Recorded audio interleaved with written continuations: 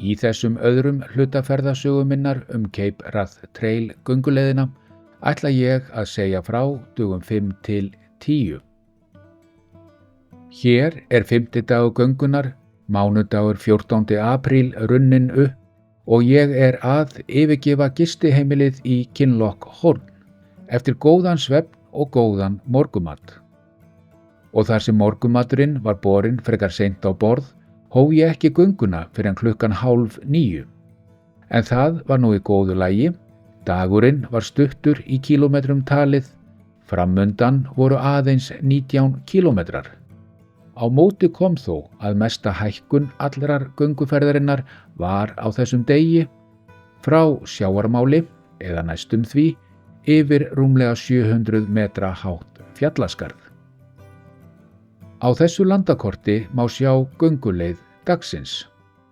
Gangan byrjaði við gistiheimilið í Kinloch Horn og lauk við Kintail Lodge Hotel. Samkvæmt kortinu fjallaskarðið sem leiðin lá yfir í 720 metra hæð. Þó að veðrið væri fallegt rigndi aðeins af og til þennan morguninn. Hér ég kominn í 250 metra hæð og horfi tilbaka yfir Loch Horn sem sést hér fyrir miðju. Gönguleið gærdagsins var meðfram því til vinstri í mynd. Og eins og sjá má hafði snjóað aðeins meira í hæstu fjöll nóttina. Fyrstu 7 kílómetrar gönguleiðarinnar voru eftir nokkuð góðum slóða sem létti sporin fyrir þá hækkun sem var framundan. Og á þeim hluta rakst ég meðal annars á þennan snígil, en ég fór nú sem betur fer aðeins hraðar yfir en hann. Hér sést orðið vel í fjallaskarðið sem beið mín og þetta finnst mér falleg sýn, hvítur snjór í fjöllum. Hér má sjá göngumann sem ég held að mér sé óhætt að kalla göngufélaga, þar sem við gengum saman af og til á leiðinni frá degi 2 að hennar 10. degi, góður skoskur göngufélagi sem gaman var að spjalla við. Annars stillti ég upptökuvélinni hér upp þar sem ég fékk mér vatnssopa og fyllti á vatnsbrúsan áður en haldið var upp og yfir fjallaskarðið. Þó ég síaði að öllu jöfnu drykkjarvatnið, leyfði ég mér á stöðum eins og þessum að sleppa því. Kalt var það og svalandi.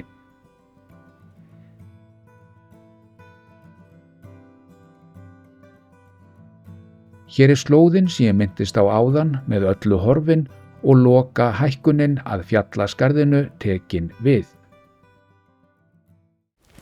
Þá það mánudags morgun 14. apríl. Klukkan hér að verða 12 og 10 kílómetrar að baki. Ég að verða komin hér upp í og yfir skarð dagsins í dag. Bara nokkur 100 metrar eftir þangað. Jæja, kannski kílómetr. Hvað ætli tækið segir nú? Hvað segir tækið? Þetta hleypur út allt hérna. Jó, eitthvað 500 metrar. En annars bara góð gönguleið í dag frá Kinloch Horn, frá hótelinu sem ég gisti á og góður stígur til að byrja með, vissulega smá hækkun en síðan bara vegur til að fylgja. En núna undanfarnir kílómetrar hafa verið upp á móti í bleitu mýrlendi og hægu landslagi yfirferðar.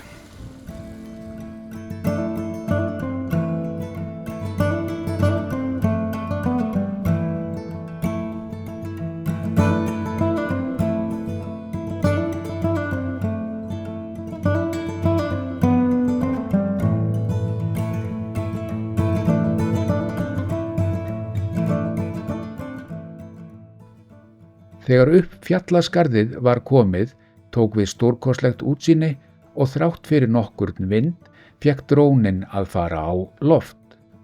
Hér kemur fyrst mynd af gönguleiðinni sem lá að fjallaskarðinu og síðan leiðinni framundan. Sjá má göngustíginn sem beið mín til vinstri og hér eru fjöllin sem voru mér til beggja handa, þetta til þeirrar vinstri eða til norðurs og norðvesturs og þetta til þeirra hægri og þá til suðurs og suðausturs. Til að byrja með var leiðin niður fjallaskarðið eftir grýttum og seinförnum stíg, en síðan tók við betra undirlag. Hér við vatnið framundan má sjá í áfangastað dagsins. Og bara til þess að sýna landslagið á þessum slóðum kemur 360 gráðu snúningur með upptöku vélinni. Já, fallegt er það.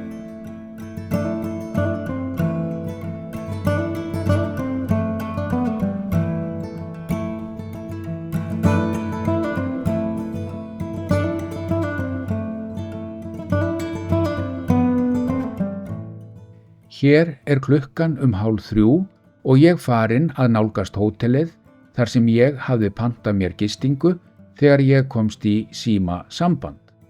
Og eins og sjá má þá var blessuð sólin búin að taka völdin á þessum degi. Á leið minni að hótelinu sá ég meðal annars 2 hesta sem gáfu mér reyndar lítinn gaum og síðan þegar nær hótelinu var komið nokkrar geitur með kiðlinga, síðan innan girðingar lamadýr sem ég átti nú ekki von á að sjá á þessum slóðum og síðan sá ég einnig nokkra nautgripi.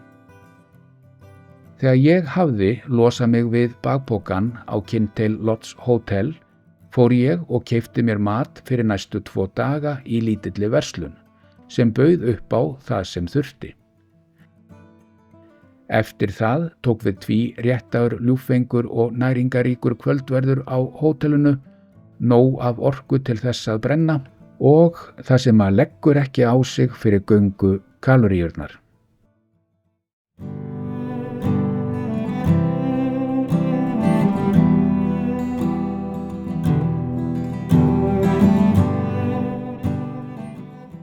Þá er þriðjudagur 15. apríl runnin upp og ég að leggja af stað frá Kintail Lodge Hotel, gærdagsins vel nærður og næturinnar útsofin. Klukkan er 15 mínútur yfir 7 og þar sem framundan voru 27 kílómetrar var gott að fara frekar snemma af stað. Fyrstu 4 kílómetrar dagsins voru meðfram malbikuðum vegi sem til að byrja með fylgdi sjónum eða Loch Duis og eins og hér má sjá var það spegilslétt þennan morguninn, enda svo gott sem alveg logn. Ekki skemmdi fyrir að það var líka hlýtt og bjart þrátt fyrir nokkur ský og þannig átti veðrið eftir að haldast að mestu það sem eftir var dags. Hér er yfirlitskort af allri gönguleiðinni og eins og sjá má þá mjakast bláa línan áleiðis að Cape Wrath. Hér er svo yfirlitskort af gönguleið þessa dags sem hófst við Kintail Lodge Hotel og lauk eftir 27 kílómetra göngu við skálan Moel Udihe. Inn á kortið hef ég einnig merkt fossinn Falls of Glommak sem ég átti eftir að gefa mér góðan tíma í að skoða. Eftir malbikaðaveginn sem ég fylgdi til að byrja með tók við góður stígur alla leiðina að fossinum Falls of Glommak. Til að byrja með lá sá stígur að mestu meðfram skóglendi og fyrir göngumann frá Íslandi, að minnsta kosti fyrir mig, er skóglendisganga ánægjuleg tilbreyting. Og það var nóg þá ánægjulegu tilbreytingu í þessari gönguferð. Ég hef gaman að því þegar ég minntist á þetta við einn göngumann sem ég hitti á leiðinni. Það er að mér fyndist mikið af trjám á þessum slóðum og hann svaraði mér eitthvað á þá leið að aðeins Íslending gæti fundist það. Já, mikið er misjafnt. Hér er klukkan að verða 10, 9 kílómetrar að baki og ég að ganga upp úr dalnum sem sést hér að neðan. Með hæðinni tók við kunnuglegra umhverfi sem minntu margt á suma slóðir heima á Íslandi. Og hér er ég búinn með fyrri hækkun dagsins sem var frá sjávarmáli upp í 520 metra hæð. Loka áfanginn að fossinum Falls of Glommak var síðan aðeins niður á við og hér til hægri má sjá í ána sem fellur í fossin. Ég tók mér svo ágætan tíma til þess að skoða fossinn þegar ég kom að honum og það var svo sannarlega þess virði. Hér sést vel hvernig fossinn fellur niður bratta klettaveggi ofan í þröngt gil. Og þó ég hækki hér í hljóðinu, þá nær gnýrin sem fossinn gefur frá sér ekki að skila sér svo vel sé. En það er á stað eins og þessum, þar sem samspil heyrnar og sjónar býr til einstaka upplifun.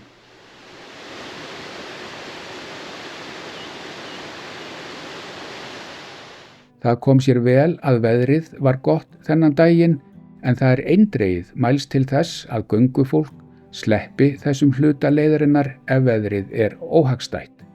Til dæmis rigning, þar sem sleipt undirlag í miklum halla með háu falli gerir þennan hluta hættulegan. Ég tek undir þau varnaðarorð því ég hefði ekki viljað vera þarna í varasömum aðstæðum. En já, veðrið var gott og því gekk þetta vel fyrir sig, þó að leiðin væri aðeins krefjandi og með klöngri á einum kafla.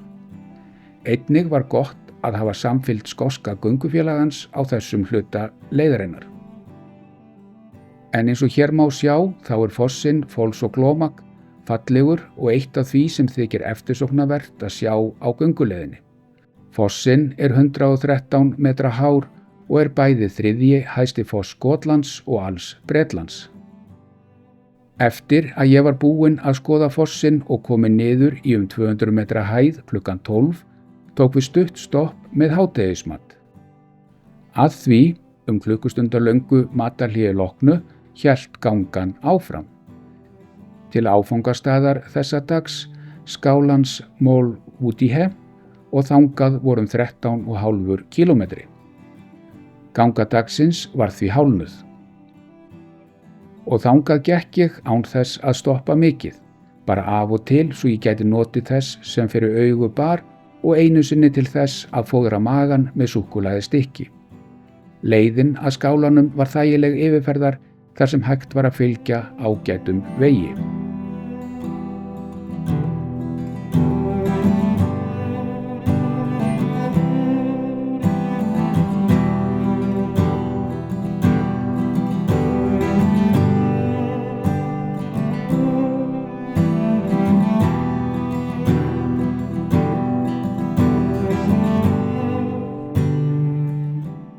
Hér er ég alveg að verða kominn að skálanum sem beið mín, en hann stendur þarna hvítur að lit fyrir framan vatnið. Og að skálanum kom ég svo að verða 5:30. Við vorum 3 sem dvöldumst í honum yfir nóttina, en hann er vel rúmur með 3 herbergi og ég fékk eitt þeirra út af fyrir mig, eða austurálmuna eins og ég kaus að nefna þann hluta skálans.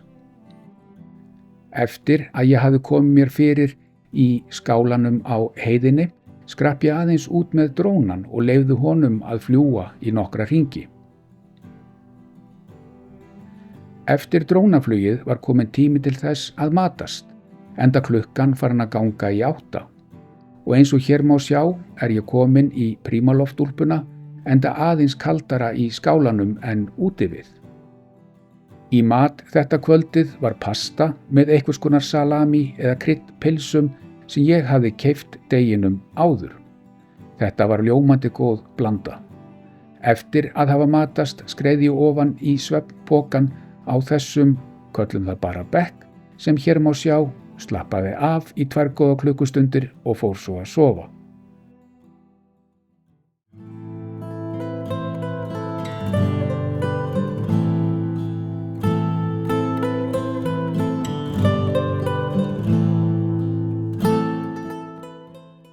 Í frásögn minni af 7. degi göngunnar, miðvikudeginum 16. apríl, ætla ég að skipta aðeins takt og byrja þar sem honum lauk í skálanum Fionarís Bothy. Þá er klukkan 20 mínútur yfir 8 þetta miðvikudagskvöldið og ég hér búinn að koma mér þrælvel fyrir í skálanum. Maturinn svo gott sem að verða bara tilbúin. Þetta er bara aðeins að rjúka. Pasta og síðan smá auka meðlæti. Já, nú síðan eftir að hengja hérna upp matabirgðirnar þó að sé nú engin ummerki músagang eða eitthvað svona nagdýra pláu hér í þessum skála, að þá nú best að gera það. En já, þetta var góður dagur í dag, þrælfínt veður svona að mestu. Það var farið á fætur eitthvað 5:30 eða vaknað 5:30. Síðan var nú bara mallaður góður morgumatur og síðan tekinn tími í það að pakka öllu niður og svo haldið af stað. Allir klukkan hefði ekki verið eitthvað 7:30 og til að byrja með bara góðum göngustíg fyllt, en síðan var aðeins svona mýrlendi og vætu. Hér ég komin á ágætan slóða og að ganga meðfram litlu stöðuvatni. Og hér horft tilbaka yfir það vatn, sólin nær að senda nokkra geisla í gegnum skýin. Áður en lengra haldið með frásögnina best að sýna yfirlitskortið af gönguleið dagsins. Ganga dagsins byrjaði við skálan Mól Útihe og lauk við skálan Fionarits Bothy. Hér merki ég einnig inn á kortið staðina þar sem ég tók mér löngu matarhlén á þessum degi, hið fyrra í skálanum Bendronaig Bothy og það síðara í þorpinu Strath Carron. Og hér til hægri á þessu myndbandi má sjá í skálan Bendronaig Bothy. Að þeim skála sem húsi hér til hægri kom ég svo klukkan 10. Hér 9 kílómetrar af 30 kílómetrum á gönguleið dagsins að baki.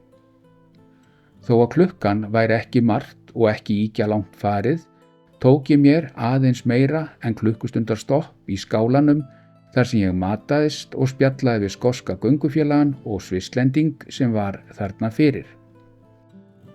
Eftir þetta góða stopp hélt gangan áfram. Hér ég orðinn aftur einn á gönguleiðinni þar sem skotin fór aðra leið til bæjarins Kinloch Huey sem var síðan áfangastaður næsta dags. En eins og ég hef áður minnst á, þá hægt að velja sér margar mismunandi leiðir á Cape Wrath Trail gönguleiðinni og engin ein réttar en önnur, að minnsta kosti ekki að mínu mati.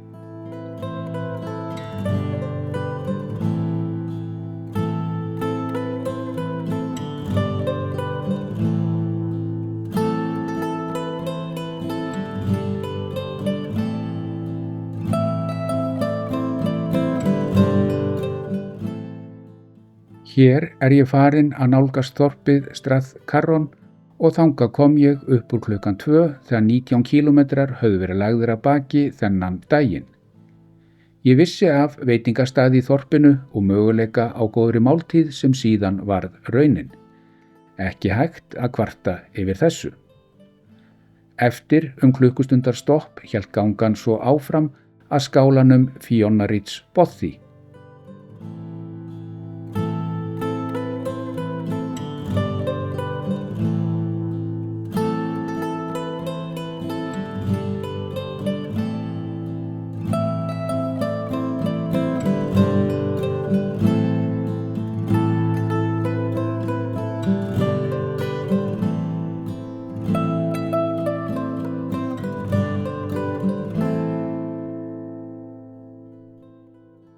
Að skálanum Fionarits Bothy kom ég klukkan 6 eftir 30 kílómetra dagleið og þar sem ég hafði skálan útaf fyrir mig gat ég komið mér fyrir innan hans þar sem mér leist best á.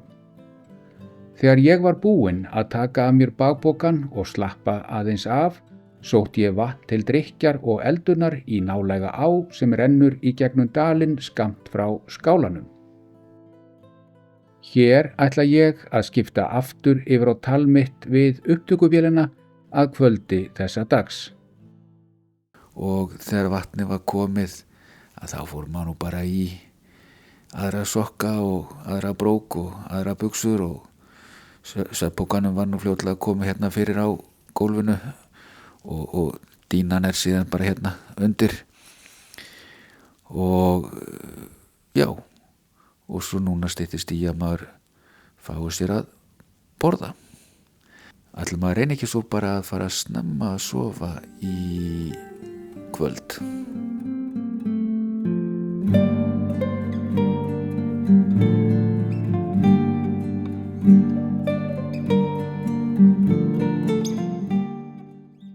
Þá það fimmtudagur 17. apríl sem hér gengin í garð, klukkan 15 mínútur yfir 6 og ég var að vakna í skálanum Fionareis Bothy.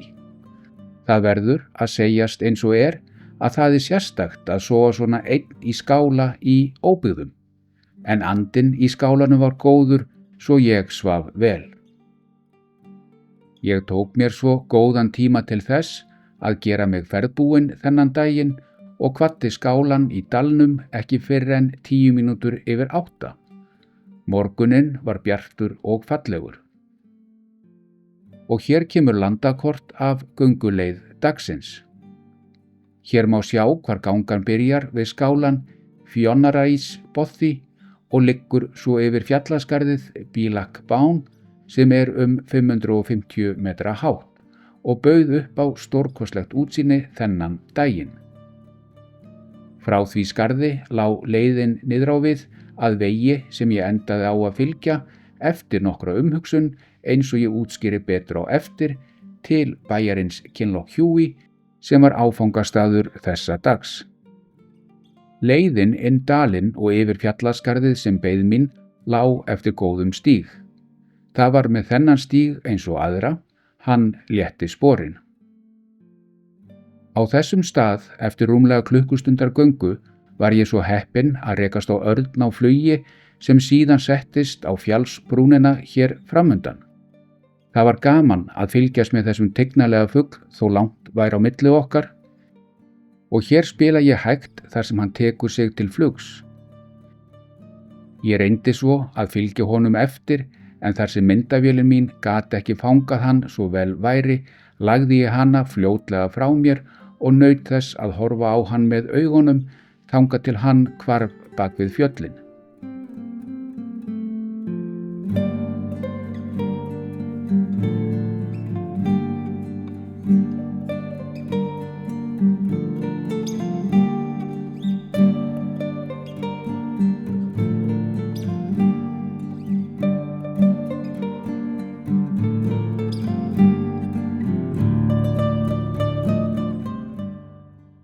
Hér ég komin upp fjallaskarðið. Þá klukkan hér korter yfir 10 og eitthvað 5,5 kílómetrar að baki. Hér flott, hér fallegt, hér fjallasýn, svo sannarlega. Það sama til hvaða áttar litið. Fegurinn hér allstaðar í kring. Skýin reyndar aðeins farin að sleikja suma af fjallstoppunum og samkvæmt spánni sem ég náði í Garmin-tækið í gær þá ætti nú að rigna aðeins núna seinnipartinn.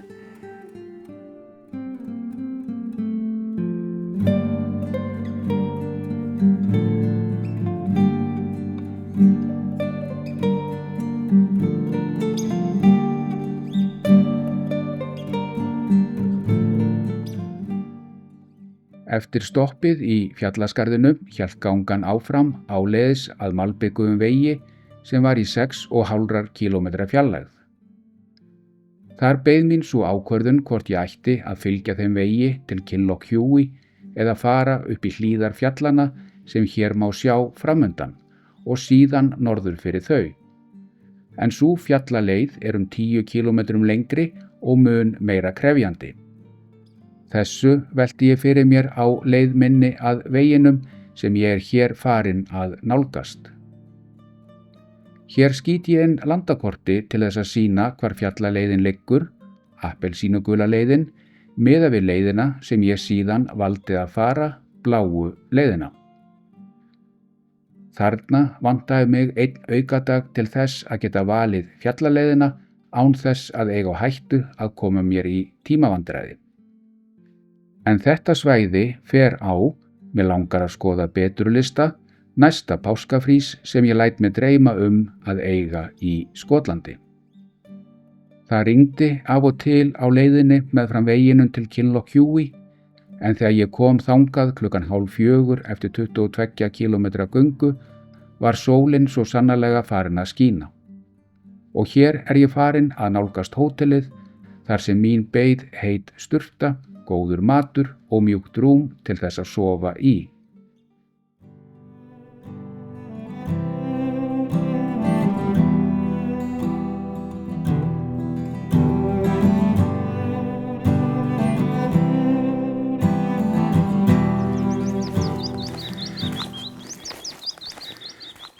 Þá maður lagður á stað í dag, föstudaginn 18. apríl, fór seint af stað, klukkan var að verða korter í 9, beið eftir morgunmatnum á hótelinu sem ég dvaldi á og morgunmaturinn var ekki borinn á borð fyrir klukkan 8.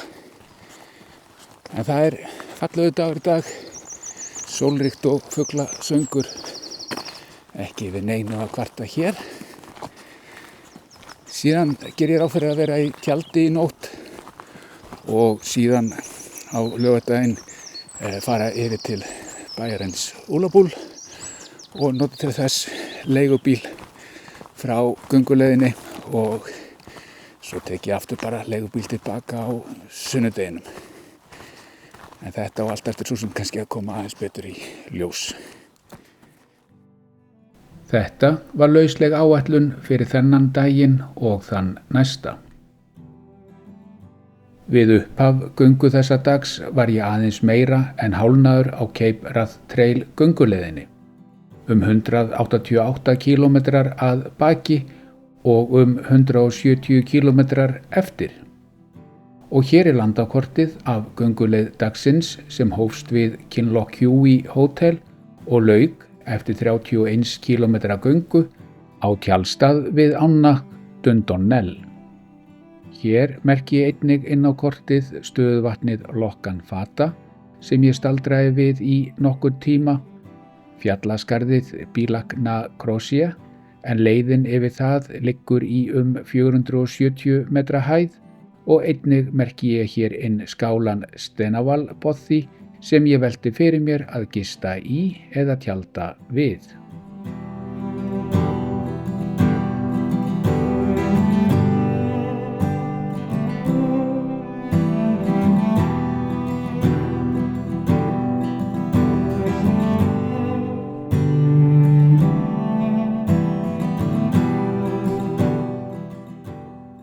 Hér klukkan 12 og þar sem bæði farið að kólna og aðeins að rigna ég komin í skelljakkan góða eða A-leiguna eins og ég kýs að kalla hann, enda dýrasta flík sem ég hef keypt mér á ævinni.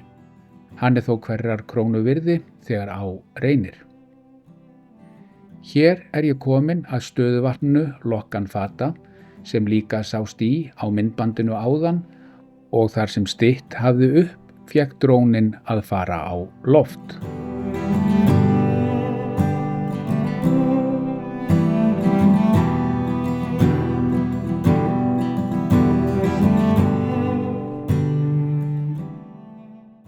Hér leiðin farin að liggja upp á við að fjallaskarðinu Bílach na Crosia. Á leiðinni að því fékk ég meðal annars mjög fallegt útsýni yfir Lochgan Fata. Á þessum stað hæst farið á leiðinni yfir fjallaskarðið eða í 470 metra hæð.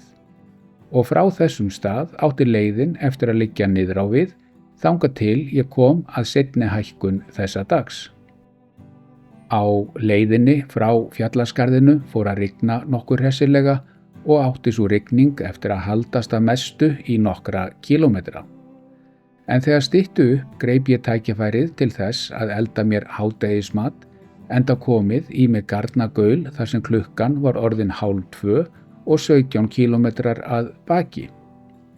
Hér kraumar pasta í potti og þegar það hafði fengið sinn tíma var að sjálfsögðu bætt við góðum skammti af svörtum pipar og papriku ásamt olíu á tankinn. Eftir aðeins meira en klukkustundar kærkomið matarhlé hélt gangan áfram eftir dal á góðum stíg með á til vinstri handar.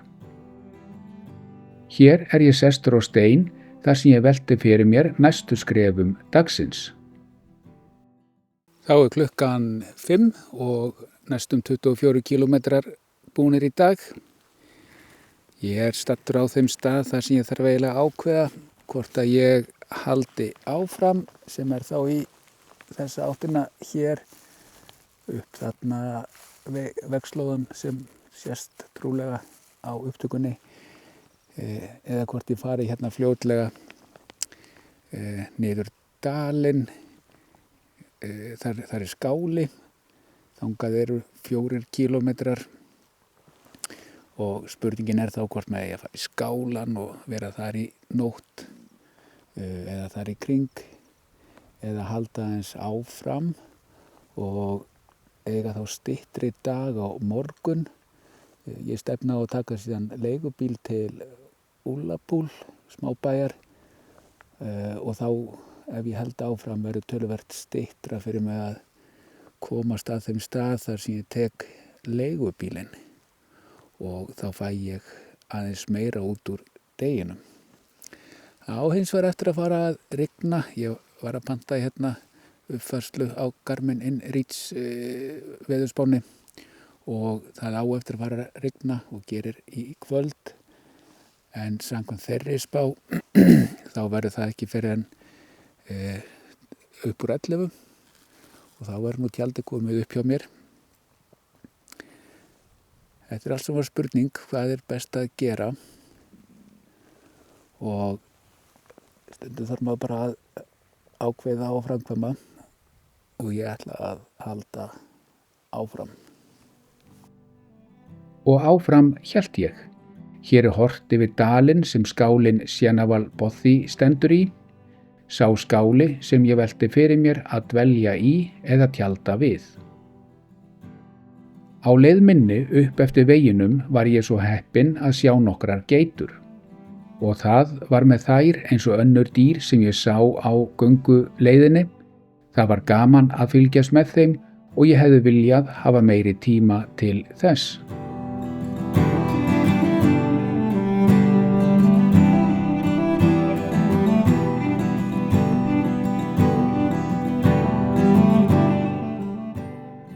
Samkvæmt upplýsingum sem ég hafði aflað mér fyrir gönguferðina vissi ég að það væri möguleiki á að tjalda við ána Dundonell. Það gekk eftir og þangað kom ég 10 mínútur í 8 eftir góða 31 kílómetra göngu þennan daginn. Eftir að hafa sótt mér vatn og slappað aðeins af, eldaði ég mér 2-faldan pastaskamt sem síðan var borðað með ljómandi góðu hvítlauksbrauði. Klukkan var svo 11 þegar ég hélt inn í draumaland næturinnar.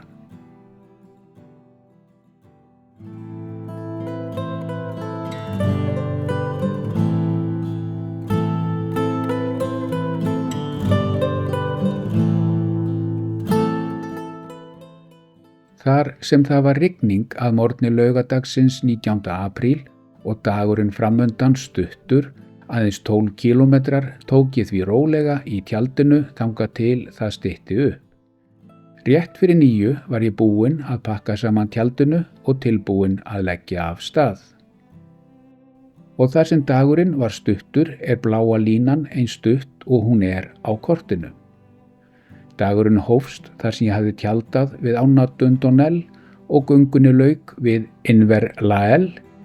Þaðan tók ég svo leigubíl að sjávarþorpinu Ullapúl þar sem ég átti gott síðdegi og dvöl á gistiheimili.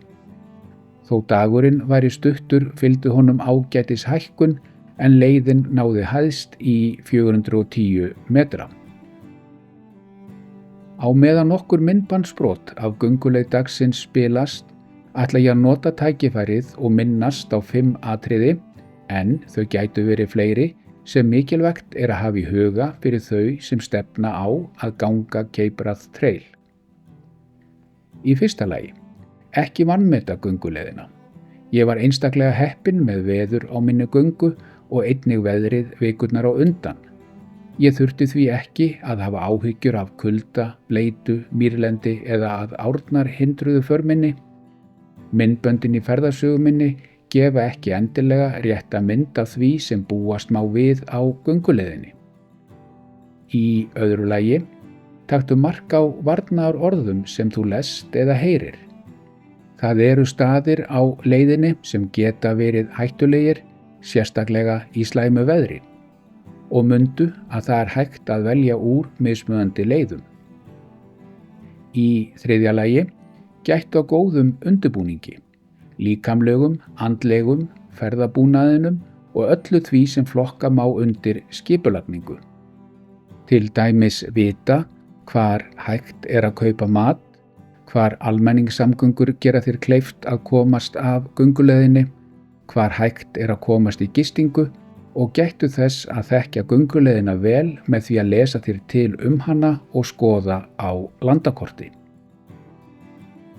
Í fjórða lagi, hafðu meðferðisbúnað sem gerir þér kleift að láta vita af þér þar sem ekki er farsímasamband. Og í fimmta lagi, Cape Wrath Trail krefst þekkingar og reynslu.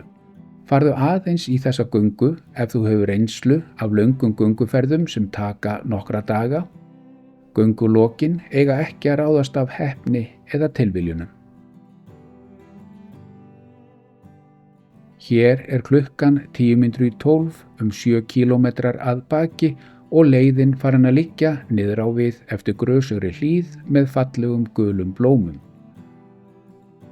Og á leið minni niður hlíðina sá ég þennan 6 fætling í grasinu sem vakti athygli mína. Ég er nokkuð viss að þetta sé Violet Oil Beetle eða fjólublá olíubjalla á íslensku. Verandi frá Íslandi þá er þetta með þeim stærri skordýrum sem ég hef séð á ævinni.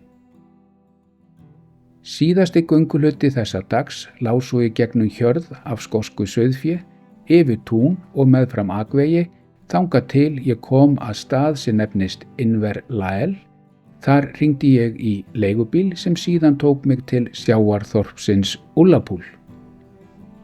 Eftir að hafa komið mér fyrir á dvalarstaðnum í Ullapool, ljómandi góðu gistiheimili þar sem ljúft var að dveljast, og að sjálfsögðu líka skolað af mér með sturtuferð, fór ég á einn af veitingastöðum bæjarins og fékk mér góða máltíð, hefðbundna fisk og franskar.